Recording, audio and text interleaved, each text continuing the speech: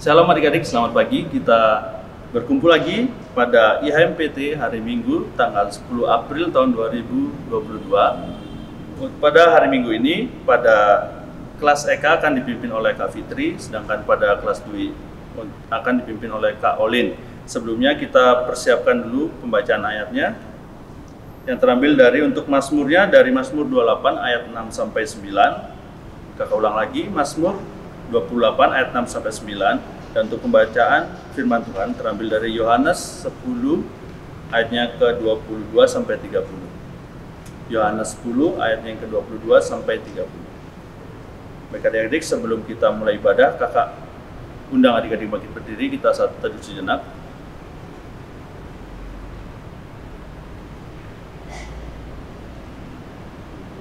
Saat teduh selesai, mari kita menghadap Tuhan dengan bernyanyi Gita Bakti 18, baitnya yang pertama, marilah bernyanyi puji Tuhan.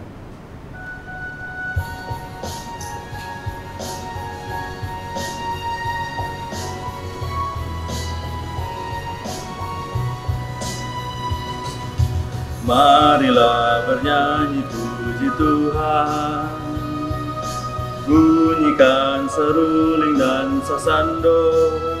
Pujilah Dia di atas tatanya yang mulia. Puji Dia hai segala yang bernafas. Pujilah Tuhan yang maha tinggi dan maha kuasa. Pujilah Tuhan yang maha kasih dan murah hati. Kepada Dia berilah hormat dan kemuliaan. Pujilah Dia segala yang bernafas. Mari adik-adik, kakak undang untuk berdoa. Tuhan Yesus, Allah Bapa kami yang berada dalam kerajaan surga, terima kasih Tuhan, Kau telah memberkati kami selama 1 minggu ini, dan Kau masih memberikan kepada kami untuk dapat berkumpul pada hari Minggu ini untuk memuji dan membesarkan nama-Mu. Kiranya Engkau berkati ibadah kami dari awal hingga akhirnya, agar ibadah ini dapat berjalan lancar. Terima kasih Tuhan, hanya kepada-Mu kami berdoa dan mengucap syukur. Haleluya, amin. Baik adik-adik, kita akan baca Mazmur Berbalasan. Mazmur Berbalasan terambil dari Mazmur 28 ayatnya ke-6 sampai dengan ke-9. Kakak akan membaca ayat ke-6, adik ke-7 dan begitu seterusnya. Mazmur 28 ayatnya ke-6 sampai dengan ke-9. Terpujilah Tuhan karena Ia telah mendengar suara permohonanku. Dan perisaiku, kepadanya hatiku percaya. Aku tertolong sebab Ia beria-ria hatiku, dan dengan nyanyianku aku bersyukur kepadanya. Tuhan adalah kekuatan umatnya dan benteng keselamatan bagi orang-orang yang diurapinya. Selamatkanlah kiranya umatmu, dan berkatilah milikmu sendiri. Gembalakanlah mereka dan dukunglah mereka untuk selama-lamanya. Baik adik-adik, masih dalam posisi berdiri. Untuk menyambut firman Tuhan, kita akan bernyanyi dari Kidung Muda-Mudi 52, baitnya yang pertama. Firman-Mu Tuhan adalah kebun.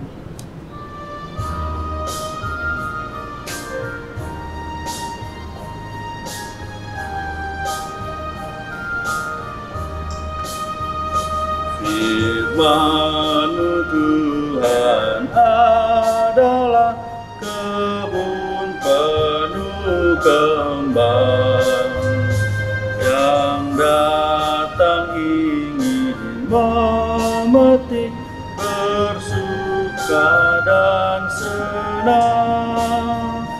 Firman-Mu tambang yang penuh permata mulia, takkan kecewa siapapun yang mau menggalinya. Baik adik-adik, kita masuk dalam pemberitaan firman Tuhan. Sebelumnya kita berdoa. Tuhan, Allah Bapa kami yang berada dalam kerajaan surga, terima kasih Tuhan untuk hari ini, hari yang begitu indah ini. Sebentar kami akan mendengarkan sedikit dari firman-Mu yang akan disampaikan oleh kakak layan kami. Kiranya apa yang disampaikan oleh kakak layan kami dapat menjadi pedoman kami untuk menjalani hidup kami sehari-hari. Terima kasih Tuhan, hanya kepadamu kami berdoa dan mengucap syukur. Amin. Baik, untuk pembacaan firman Tuhan terambil dari Yohanes 10 ayatnya 22 sampai 30. Ulang, pembacaan firman Tuhan kita hari ini terambil dari Yohanes 10 ayatnya yang ke-22 sampai 30. Kakak akan membaca ayatnya yang ke-22, adik-adik ke-23 dan begitu seterusnya. Yohanes 10 ayatnya 22 sampai 30. Yesus ditolak oleh orang Yahudi. Tidak lama kemudian tibalah hari raya pentabisan Bait Allah di Yerusalem. Ketika itu musim dingin. Dan Yesus berjalan di Bait Allah di Serambi Salomo. Maka orang-orang Yahudi mengelilingi dia dan berkata kepadanya, "Berapa lama lagi engkau membiarkan kami hidup dalam kebingungan? Jikalau engkau Mesias, katakanlah terus terang kepada kami." Yesus menjawab mereka, "Aku telah mengatakannya kepada kamu, tetapi kamu tidak percaya. Pekerjaan-pekerjaan yang kulakukan dalam nama Bapa-Ku, itulah yang memberikan kesaksian tentang Aku. Tetapi kamu tidak percaya karena kamu tidak termasuk domba-dombaku. Domba-dombaku mendengarkan suaraku, dan Aku mengenal mereka, dan mereka mengikut Aku. Dan Aku memberikan hidup yang kekal kepada mereka, dan mereka pasti tidak akan binasa sampai selama-lamanya, dan seorang pun tidak akan merebut mereka dari tanganku. Bapa-Ku yang memberikan mereka kepadaku lebih besar daripada siapapun, dan seorang pun tidak dapat merebut mereka dari tangan Bapa. Aku dan Bapa adalah satu." Baik adik-adik, kakak persilakan untuk duduk. Untuk penyampaian firman Tuhan pada kelas EK akan dipimpin oleh Kak Fitri, sedangkan kelas Dwi oleh Kak Oli. Shalom, selamat hari Minggu Sobat Runa, adik-adik di kelas EK. Kembali bertemu dengan Colin di sini. Kita pagi hari ini akan sama-sama belajar kebenaran firman Tuhan, di mana firman Tuhan terambil dari Perjanjian Baru, dari Injil keempat di Perjanjian Baru, Yohanes 10 ayat yang ke-22 hingga ayat yang ke-30. Nah, kalau dibandingin sama 3 Injil sebelumnya, Matius, Markus, Lukas, sebenarnya 4 Injil ini Matius, Markus, Lukas, Yohanes ini mencatat kisah yang sama. Tetapi terkhusus di Yohanes itu cara penyampaiannya itu berbeda adik-adik. Kalau Injil-Injil sebelumnya itu memulai tulisannya itu dengan silsilah Yesus atau dengan kelahiran Yesus. Tetapi Injil Yohanes itu memulai dengan pada mulanya adalah firman, firman itu sama dengan Allah, dan firman itu adalah Allah. Nah, hal ini tuh mau menegaskan bahwa Injil Yohanes itu menyatakan bahwa keselamatan itu datang dari Allah di dalam Yesus Kristus. Nah, pagi hari ini adik-adik bacaan kita itu mau menunjukkan apa sih yang terjadi setelah Yesus menyatakan diri sebagai seorang gembala yang baik. Jadi Yesus secara sederhana itu mengungkapkan kepada kita alasan ia datang atau hadir ke dalam dunia. Ada di pasal bacaan kita, tapi di ayat sebelumnya, ayat 10b dan 11, kalian akan bacakan. "Aku datang supaya mereka mempunyai hidup dan mempunyainya dalam segala kelimpahan. Akulah gembala yang baik memberikan nyawanya bagi domba-dombanya." Sebenarnya itu nggak ada yang maksa Yesus untuk datang ke dunia ini, untuk menebus dosa manusia. Itu nggak ada yang maksa adik-adik. Tapi karena kasihnya kepada kita, kasihnya kepada manusia, maka ia rela mengambil rupa seorang hamba menjadi manusia untuk menebus dosa manusia. Dan kisah kita pagi hari ini, bacaan kita itu mau menceritakan bahwa orang-orang Yahudi pada zaman itu menolak Yesus, atau ya, judul perikop kita, Yesus ditolak oleh orang Yahudi. Cerita ini dimulai di ayat yang ke-22 adik-adik. Kalian akan bacakan. "Tidak lama kemudian tibalah hari raya pentahbisan Bait Allah di Yerusalem. Ketika itu musim dingin. Dan Yesus berjalan-jalan di Bait Allah di Serambi Salomo." Jadi ada suatu perayaan adik-adik pada zaman itu. Perayaan itu juga disebut sebagai perayaan Hanukkah, mengisahkan atau memperingati bagaimana Allah telah menolong bangsa Yahudi dengan membebaskan negeri mereka dari penjajahan atau dari penindasan Raja Syria sebelumnya. Jadi pada saat pentahbisan Bait Suci itu, Yesus lagi berjalan-jalan di Bait Allah. Dilanjutkan di ayat ke-24, "Maka orang-orang Yahudi itu mengelilingi dia dan berkata kepadanya, 'Berapa lama lagi bagi engkau membiarkan kami hidup dalam kebimbangan? Jikalau engkau Mesias, katakanlah terus terang kepada kami.' Jadi adik-adik, orang-orang Yahudi itu sedang meminta penegasan tentang siapa sih sebenarnya diri Yesus itu. Bukan berarti orang-orang Yahudi itu nggak tahu siapa Yesus. Sebenarnya mereka sudah tahu. Mereka sudah melihat, mereka sudah mengamati, mendengar, mereka sudah menilai hal-hal apa aja yang sudah Yesus lakukan. Yesus sudah menyembuhkan orang sakit. Yesus membuat orang buta bisa melihat, orang lumpuh bisa berjalan. Bahkan orang mati itu bisa Yesus bangkitkan. Gak selesai sampai situ, tapi Yesus juga memberikan pengajaran mengenai hal kerajaan surga. Tapi orang-orang Yahudi itu masih minta penegasan siapa sih Yesus itu sebenarnya. Dilanjutkan dan dijawab oleh Yesus di ayat yang ke-25. Yesus menjawab mereka, Aku telah mengatakannya kepada kamu, tetapi kamu tidak percaya. Pekerjaan-pekerjaan yang kulakukan dalam nama Bapakku itulah yang memberikan kesaksian tentang aku. Tetapi kamu tidak percaya karena kamu tidak termasuk domba-dombaku. Domba-dombaku mendengarkan suaraku, dan aku mengenal mereka dan mereka mengikut aku. Dan aku memberikan hidup yang kekal kepada mereka, dan mereka pasti tidak akan binasa sampai selama-lamanya, dan seorang pun tidak akan merebut mereka dari tanganku. Bapakku yang memberikan mereka kepadaku lebih besar daripada siapapun, dan seorang pun tidak dapat merebut mereka dari tangan Bapa. Aku dan Bapa adalah satu. Dalam perkataan Yesus adik-adik di ayat yang ke-25 hingga ayat yang ke-30 ini, Yesus mengatakan tentang perihal domba dan gembala. Sama seperti judul perikop di pasal yang ke-10 ini, gembala yang baik. Jadi sering gak sih kita tuh kayak mendengar istilah umat Allah itu adalah dombanya dan Allah itu adalah gembalanya. Tapi kita ngerti gak sih sebenarnya kenapa Alkitab itu mencatat kita adalah domba dan Yesus itu adalah gembalanya. Adik-adik, domba itu adalah salah satu hewan yang lemah. Domba itu nggak mempunyai alat serang. Domba juga mempunyai penglihatan yang terbatas. Dia nggak bisa ngelihat jarak jauh, cuma bisa ngelihat jarak dekat aja. Domba itu juga nggak pandai mencari makan. Domba itu gampang tersesat karena dia tuh nggak bisa hafal jalan. Dan jika domba terluka, dia tuh perlu ada yang merawat dia. Karena kalau nggak ada yang merawat dia, ya dia akan mati. Jadi intinya tuh domba itu adalah hewan yang lemah, dan domba itu nggak bisa hidup tanpa gembala. Nah, kenapa perlu ada gembala adik-adik? Di Norwegia itu banyak banget domba-domba liar dan yang nggak bertuan. Biasanya domba-domba liar ini hanya bertahan hidup beberapa bulan aja di alam bebas. Kenapa? Rata-rata mereka mati karena diserang predator. Mereka nggak bisa makan, kelaparan, mereka tersesat, nggak tahu udah ngilang kemana, atau mereka mati karena terluka. Beda sama domba-domba yang tinggal atau yang hidup di peternakan. Masa hidup mereka lebih panjang dan hidup mereka itu cenderung lebih lama karena ada yang jaga mereka, yaitu ada gembala di situ. Nah, itu mau mengibaratkan kita adik-adik.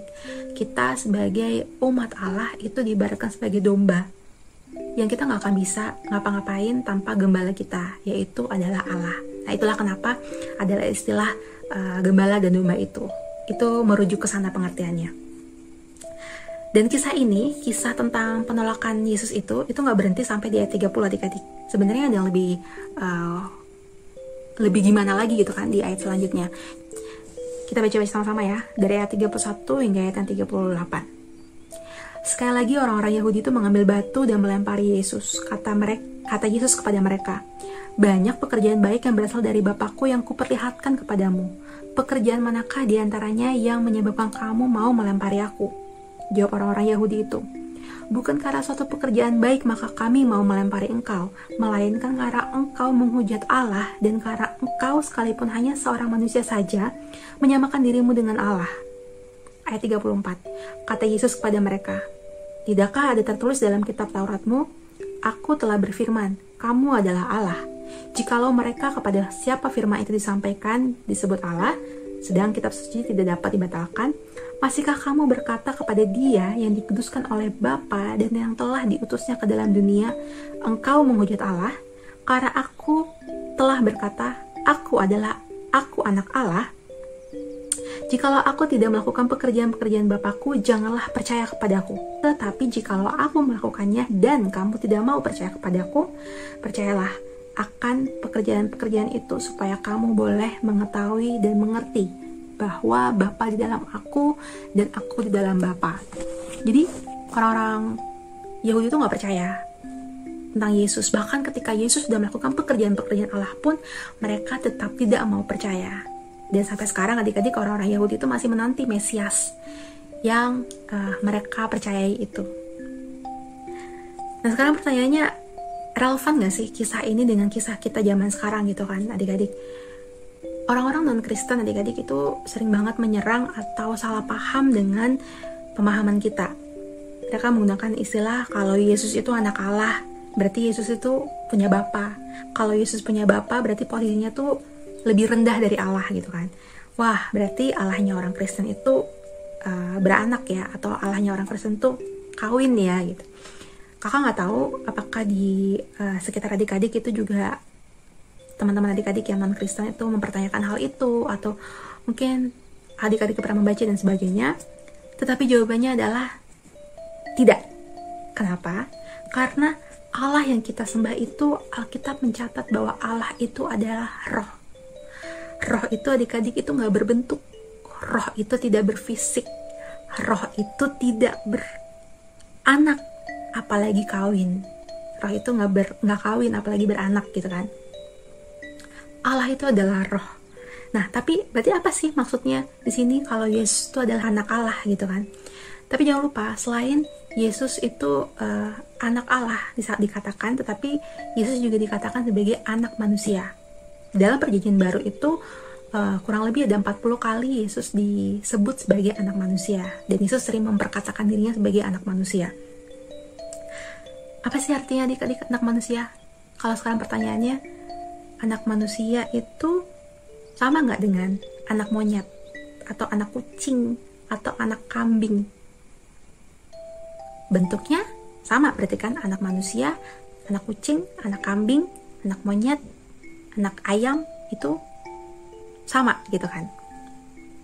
Tetapi apakah sama dengan yang namanya anak gubernur, anak guru, anak polisi, anak presiden? Apakah sama? Beda ya. Kalau tadi itu anak ayam, anak monyet, anak kucing itu hakikatnya adalah binatang. Tapi kalau anak presiden, anak guru, anak gubernur itu adalah jabatan. Gak menempel sama subjeknya. Itu adalah berbeda. Mereka adalah anak manusia yang mempunyai posisi atau mempunyai jabatan dari keluarganya, dari ayahnya dan sebagainya. Jadi itu tidak sama. Jadi anak polisi bukan berarti polisi, anak guru bukan berarti guru.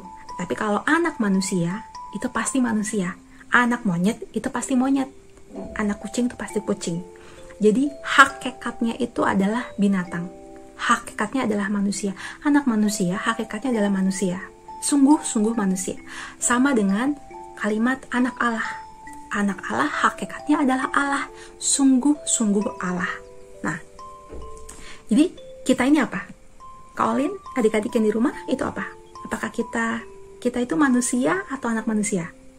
Ya jawabannya dua-duanya. Kita manusia dan kita anak manusia, karena kita adalah anak turunan manusia dan kita sendiri adalah manusia. Hakikatnya kita adalah manusia. Sama dengan Yesus, anak Allah, dialah Allah. Jadi pemahaman-pemahaman seperti ini adik-adik itu yang biasa dipertanyakan atau yang sering sekali menyerang orang-orang Kristen. Dan sedih sekali kalau misalnya kita sebagai pengikut Kristus itu nggak mengerti atau nggak paham dengan Allah yang kita sembah itu sendiri. Maka dari itu pagi hari ini adik-adik judul pelajaran kita itu adalah mengenal Allah yang kita sembah, mengenal Tuhan. Kita nggak sebatas untuk tahu saja tentang Tuhan, kita nggak cuman masuk di pemahaman saja, tapi kita harus lebih dalam lagi mengenal dan mengetahui Allah yang kita sembah.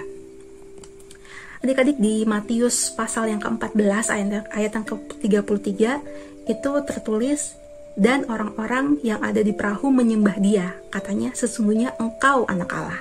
Jadi para rasul pun juga menyembah Yesus kan, dan para rasul mengatakan bahwa sesungguhnya engkau anak Allah. Berarti para rasul sudah tahu bahwa Yesus itu adalah Tuhan, makanya mereka menyembahnya. Beda dengan orang Yahudi tadi yang tidak mau percaya bahwa Yesus adalah Allah, walaupun Allah sudah melakukan, Yesus sudah melakukan perbuatan-perbuatan Allah yang seperti tadi. Nah, adik-adik firman Tuhan pagi hari ini juga mengingatkan kita untuk kita harus tahu, harus mengenal Allah yang kita sembah. Kita sedari dini adik-adik itu harus punya banyak literasi, membaca, dan gak bosan-bosan kalau Olin bilang kita harus gali firman Tuhan lebih dalam lagi. Sama seperti minggu depan kita akan mengingat rayakan Allah yang kita sembah ini, mengingat rayakan kematiannya dan kebangkitannya dia sebagai manusia. Kenapa Yesus harus bangkit? Karena sebagai manusia ia mati dan sebagai Allah ia bangkit. Kalau dia berhenti di mati saja berarti dia bukan Allah. Tapi kalau dia tidak mati berarti dia bukan manusia. Nah, minggu depan kita akan belajar itu. Kita mengingat tentang kebaikan Allah. Kita mengingat akan pengorbanan Allah. Tetapi marilah dalam masa-masa Prapaskah ini adik-adik, mari kita sungguh-sungguh untuk bersyukur karena kita adalah umat yang sudah ditebus oleh Allah. Dosa kita yang lalu, dosa kita yang sekarang, dan dosa kita yang akan datang itu sudah hilang, sudah ditebus oleh Allah. Kita sudah diberikan jaminan keselamatan. Jaminan itu apa? Garansi keselamatan bahwa kita akan bersama-sama dengan Allah, hidup kekal bersama-sama dengan Allah di Yerusalem baru. Itu adalah dasar iman kita adik-adik, dasar kepercayaan kita sebagai pengikut Kristus. Sehingga mari perkuat iman kita, tumbuhkan iman kita, bangun fondasi yang benar akan iman kita. Supaya apa? Supaya hidup kita, masa muda kita tuh gak berombang-ambing. Ketika ada tawaran dunia, ada pertanyaan-pertanyaan yang membuat kita bertanya-tanya, bener gak sih Allah yang kita sembah ini bener gitu, siapa tahu salah, siapa tahu yang bener yang lain, dan sebagainya gitu. Kita udah kuat, kita tahu bahwa di luar Allah, di luar Yesus Kristus tidak ada keselamatan. Itu biarlah menjadi fondasi iman kita dan menjadi dasar iman Kristen kita. Dan marilah kita bangun habit untuk mengenal Allah lebih dalam lagi. Bangun hubungan pribadi yang akrab dengan Allah. Jangan lupa saat teduh terus setiap hari adik-adik. Jangan lupa baca firman, jangan lupa berdoa, dan jangan lupa untuk menyerahkan masa depan kita, hidup kita, pergumulan kita ke dalam tangan Tuhan. Tuhan Yesus memberkati. Amin. Untuk merespon firman Tuhan, kita bernyanyi dari Kidung Keesaan 579, baitnya yang pertama, apalah arti ibadah.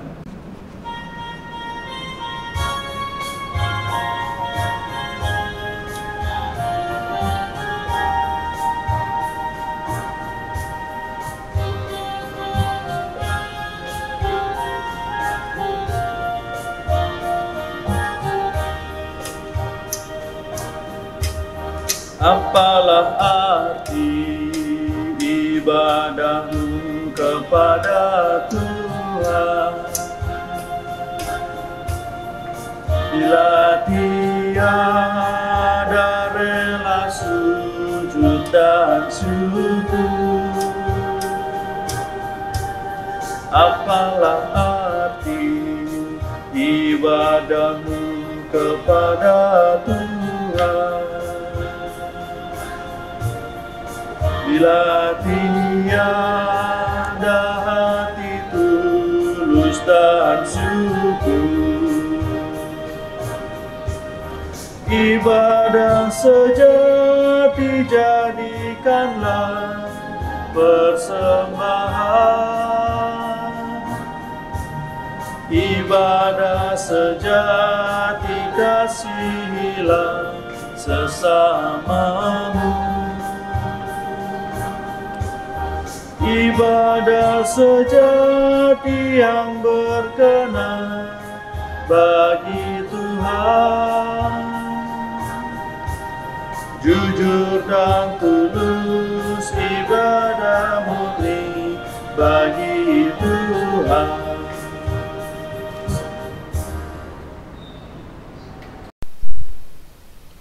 Adik-adik yang terkasih, mari arahkan hati dan pikiran kita, bersama-sama kita menghadap Tuhan dalam doa. Kita berdoa. Allah Bapa yang bertahta di atas segala-galanya, Tuhan yang kami sembah, Tuhan pencipta, penguasa, pemilik hidup kami. Kami bersyukur ya Bapa untuk pagi hari ini kami boleh mendengar akan kebenaran firman-Mu. Kami boleh belajar akan firman-Mu Bapa. Terlebih lagi Bapa, kami mohon mampukanlah setiap kami agar kami boleh menjadi pelaku-pelaku firman yang hidup, yang berdampak bagi sekitar kami. Biarlah kami boleh memperkatakan kebenaran Tuhan. Biarlah kami boleh terus membagikan Injil, kabar sukacita, terkhusus melalui sikap hidup kami, perkataan kami, tindakan kami Bapa. Terima kasih Tuhan untuk pagi hari ini. Terima kasih Tuhan untuk firman Tuhan.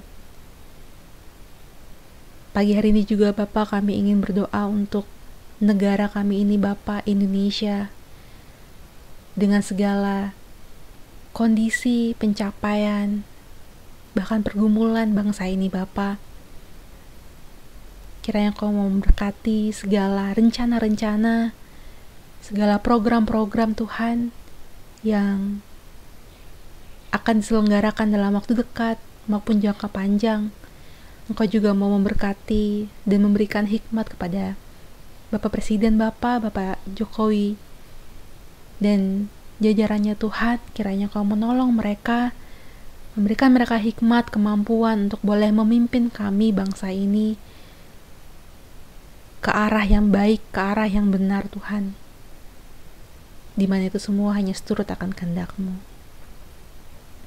Dan bagi setiap warga negara ini Bapa, kami anak-anak-Mu ini Bapa boleh menjadi teladan, boleh menjadi contoh bagi teman-teman sekitar kami, teman-teman seusia kami, atau mungkin terlebih bagi keluarga kami Bapa, agar kami boleh menjadi warga negara yang baik, warga negara yang benar, yang taat akan pemerintah, yang mendukung pemerintah Bapa, dan yang boleh mendoakan pemerintahan ini Bapa. Terima kasih Tuhan. Kiranya Kau mau terus menjaga dan memberkati negara ini Tuhan.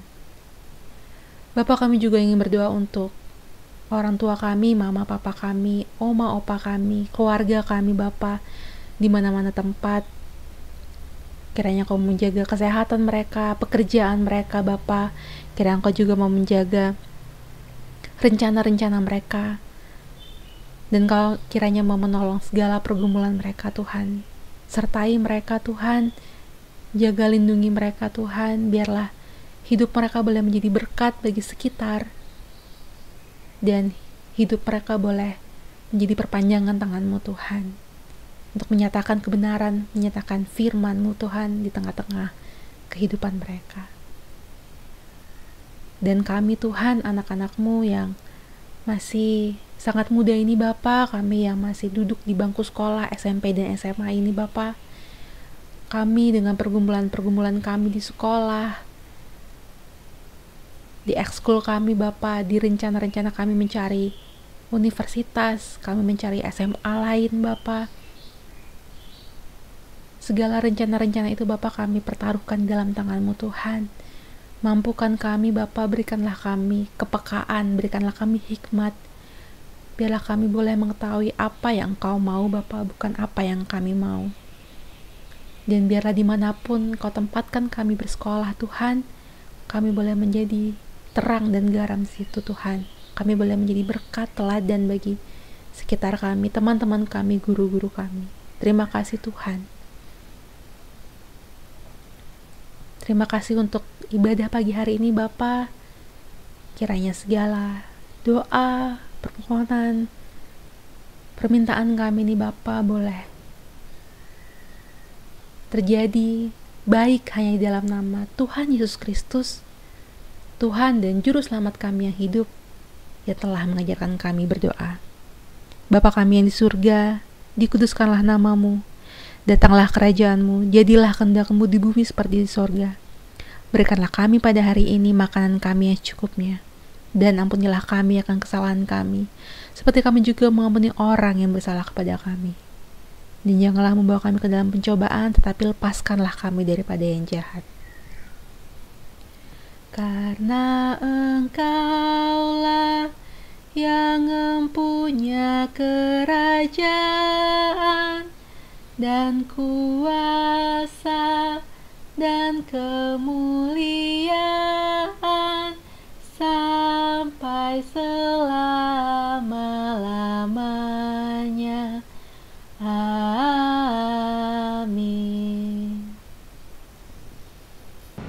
Baik adik-adik, kita akan berikan persembahan. Persembahan bisa adik-adik titipkan ke orang tua atau ke sektor masing-masing dan akan diberikan ke gereja. Kita akan bernyanyi KMM 97 bait yang pertama dan ketiga sambil persembahan dijalankan.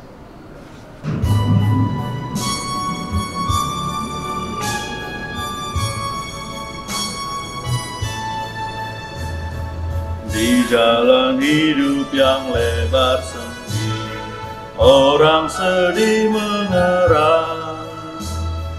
Tolong mereka yang dalam gelap, bawalah sinar terang. Pakailah aku jalan berkat-Mu, memancarkan cahaya-Mu.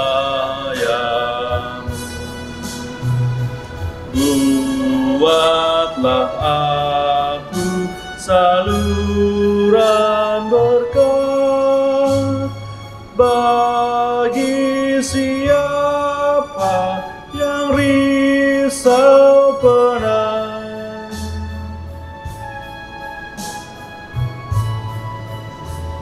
Seperti Tuhan memberi padamu dan mengasihi dikau, beri bantuanmu di mana perlu, Yesus mengutus engkau. Pakailah aku jalan berkat-Mu, memancarkan cahaya-Mu.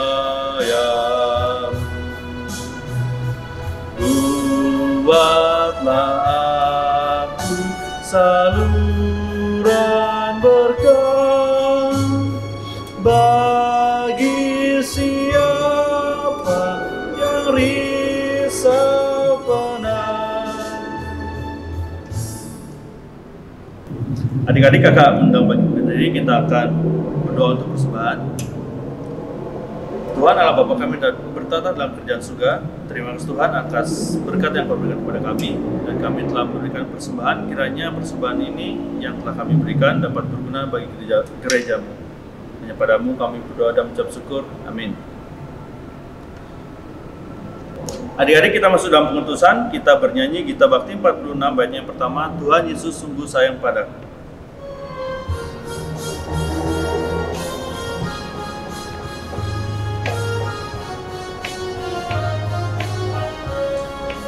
Tuhan Yesus sungguh sayang padaku, aku juga sayang padanya. Tuhan Yesus selalu jaga diriku, aku aman dilindunginya. Ia mengajarkanku menyenangkan hatinya dengan tingkah yang benar, tutur kata yang lembut. Ia mengajarkanku taat pada firman-Nya, agar aku memuliakan nama-Nya. Adik-adik, kita akan masuk dalam amanat pengutusan. Kita berdoa. Ya Tuhan, terima kasih untuk ibadah hari Minggu Persekutuan Teruna pada pagi hari ini. Biarlah ya Tuhan, firman yang sudah kami dengar, ibadah yang sudah boleh kami laksanakan ini Tuhan, bisa mendapatkan tempat, firman yang sudah kami dengar bisa mendapatkan tempat dalam hati dan pikiran kami, dan dapat kami lakukan dalam kehidupan kami hari lepas hari. Biarlah ibadah yang sudah boleh terlaksana ini Tuhan, boleh menjadi sesuatu yang berbau harum di hadapan-Mu Bapa. Terimalah berkat Tuhan, Tuhan memberkati adik-adik, Tuhan menyinari adik-adik dengan kasih-Nya, dan memberi adik-adik kasih karunia.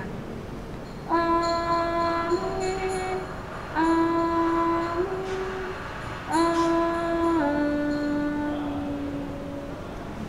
Amin adik-adik, selamat hari Minggu, Tuhan Yesus memberkati.